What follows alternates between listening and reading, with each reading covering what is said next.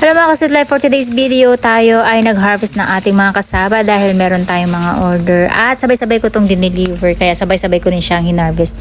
At yun nga lang talaga guys, yung pagkakamali talaga ng lola nyo this year, yung pagtatanim talaga natin ay palpak. Kasi alam nyo kung bakit bawat isang puno ay hindi siya naglaman ng higit sa inaasahan ko. Supposed to be dapat ang isang puno ay nakakapaglaman siya ng 3 hanggang 5 kilo kapag ka maganda yung ating lupa plus yung ating paraan na pagtatanim. So pinakinggan ko si Papa na dapat daw ay pahiga. Kaya pahiga ko na itanim yung ating kasaba. Kaya nakakalungkot na hindi sila masyadong nagkalaman. At ang masaklap guys ay sa next year pa tayo ulit makakabawi para maitama natin yung nagawa natin pagkakamali. So ganun lang yung pagtatanim guys. Kapag nagkamali kayo ngayon ay ulitin nyo lang ulit next time. Pero yung inyong pagkakamali ay wag nyo nang ulitin. Dapat ay nagkakaroon kayo ng lesson dun sa nagawa nyong pagkakamali. Para hindi na kayo matulad dito sa ginagawa ko. No? So eto guys, ang ginawa ko katulad lang din ng unang harvest natin na pinapakita ko sa inyo. Una tinastasan ko lang muna sila ng mga puno and then tinabasa natin siya ng sanga para mahatak natin siya sa ilalim ng katulad ng ginagawa ko ngayon. And then kung mapapanood nyo guys kung anong ginagamit ko, panoorin nyo po yung part 1 ko nito kung paano ko ginawa para mas madali nating ma-harvest itong ating mga kasaba. Kung makikita nyo dito, meron lang akong 5 puno na hinarvest at gamit lang tong ating tools na ginawa natin, DIY lang natin. And success siya guys. Kung makikita nyo, ayan, napakadali ko lang siyang hinahaltak. Dati kasama ko si Papa guys sa isang puno bago namin mahaltak ay maabot kami ng 1 oras isang puno kasi kailangan namin siya basain yung lupa para madali namin siya mahatak and then kailangan buhaghagin pa namin yung lupa and then dalawa pa kami ni Papa nagyuyugyug nung kasaba para mabunot namin siya ng pataas. So ngayon dito guys, effortless, mag-isa lang ako at kung makikita nyo hindi ko na kailangan basain yung lupa kasi may moist pa yung lupa, so yun lang ay tamang-tama na para maka-loose yung lupa dun sa ating kasaba kaya mas madali sila mahaltak. Bakit nga ba guys naging palpak yung pagtatanim ko ng kasaba this time? Kasi guys, yung kasaba natin, pinakailaman tayo ni Papa. Sabi niya, pagpahalang daw tinanim, mas marami daw magiging bunga.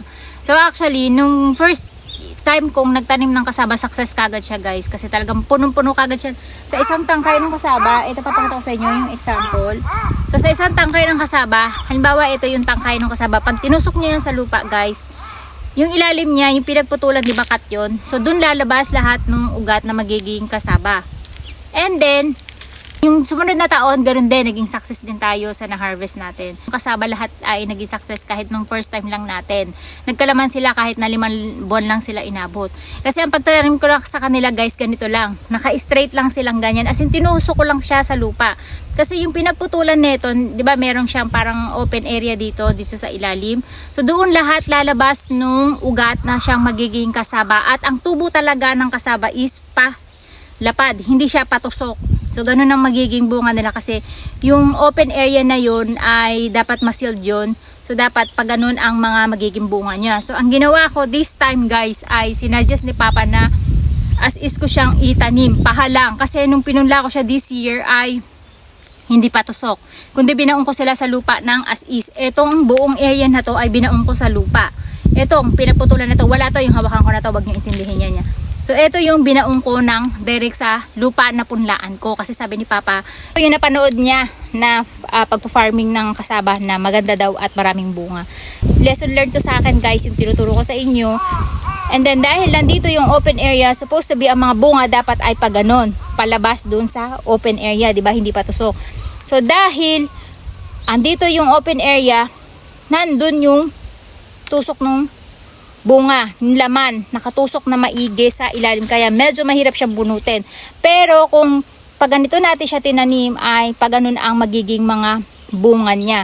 Kaya mas madali natin siyang maiaangat. Kaya tayo medyo nahirapan, although madali yung naging trabaho natin ngayon dahil nga doon sa invento natin, ay mas mapapadali pa sana kung hindi tayo nagkamali ng pagpupunla. So dahil nandito yung open area, ang tanim niya dapat ay pag ganun, di ba, palabas. Dahil wala nga lupa dito, so ang gagawin ng ugat ay babaloktot siya. Babaloktot yung ugat pag ganun para tumusok siya sa lupa. Kasi nga dapat ay nakapalabas siya dun sa outer area. Yung nasayang na energy, so ito yung pula natin. Ito yun, yung area na to. Tumaba siya ng husto dahil yung mga bunga natin na supposed to be na papaganon, ayan, nagkalat-kalat sila at nagta-turn sila. Ayan, no, nakikita nyo, ugat yan guys. Yan kasaba natin na yan. Puro mga nag-twist pumababa kasi dapat ay pataas sila, pero dahil wala ngang malalabasan na lupa, so bumaon sila sa lupa.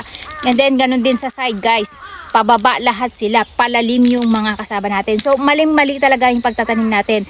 Even yung pagbubunot natin, nahirapan tayo ng konti, na sana ay mas madali kung balanse.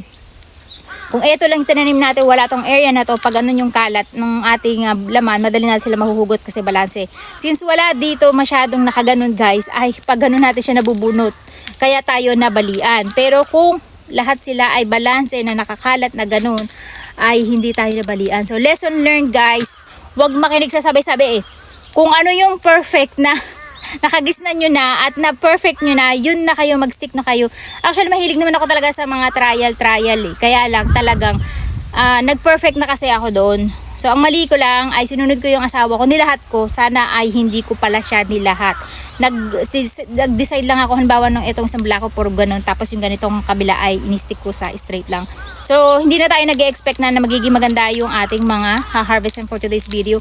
Supposed to be, itong na-harvest natin na to, na 5 kilos, ay kaya yan ibunga ng 2 puno lang kung naging maayos sana yung pagpupundaan natin. So, nasayang yung taon natin ngayong taon na to guys. And hindi pa naman huli ang lahat at next year hahabol pa tayo and hoping ay mapahiram na sa atin tong kabilang lupa na matagal ko nang inaawitan guys. 2 years, 3 years ko na yatang inaawitan kasi bakanting lote lang siya, so sayang, kaya gusto kong taniman siya ng ube, kasaba at ng tubo natin. So ayan, itutuloy lang natin to pag-harvest natin ng 2 kilo pa ng kasaba dahil kailangan natin mag-deliver ngayong hapon. So, harvest natin 5 puno, time check, nalinis pa natin yung ating mga pinagtanggalan, tapos natanggalan natin ng mga plastic, time check kung anong oras natin siya natapos. Dahil mamamatay yung ating record, kaya dito na lang sa isang cellphone ko. So ayan guys, all in all, ginawa lang natin yung pagbumunot ng ating 5 puno sa loob lang ng 40 minutes kasi narinig niyo yung chime kanina, di ba, nung nagbubuhagag tayo ng lupa. Ibig sabihin, nag-start tayo ay 12 o'clock pero ang oras ay nasa 12:42 pa lang. So all in all guys, 40 minutes lang natin tinapos yung 5 puno. O diba, hindi ba success yung ating pagiging OA? Kaya diba? I-flex ko lang yung si Manay na nag-comment sa akin na napaka-OA ko dun sa akin pag-harvest ng kasaba na medyo maiyak-iyak ako kasi ay dahil dun sa ina-invention natin. Hindi ko akalain guys na magsasucess siya at naging convenient para sa akin. So malaking achievement yun guys para sa akin. Supposed to be guys, ganito dapat ang maging itsura niya. Dumami nga yung bunga niya, pero tingnan nyo ang papayat, di ba? Kaya mas maganda pa na konti lang yung bunga, pero malalaki sila. Kita nyo guys, di ba? Kung mag-isa lang ako, hindi ko kaya to. Nabaon na baon siya na ganito.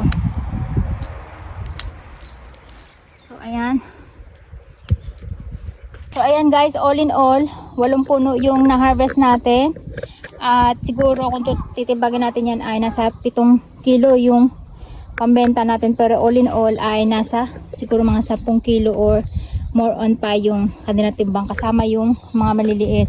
Pero hindi ko yan sinasama sa pambenta guys, yan ay ginagawa ko na lang kasaba, and then ito yung ating mga pang benta.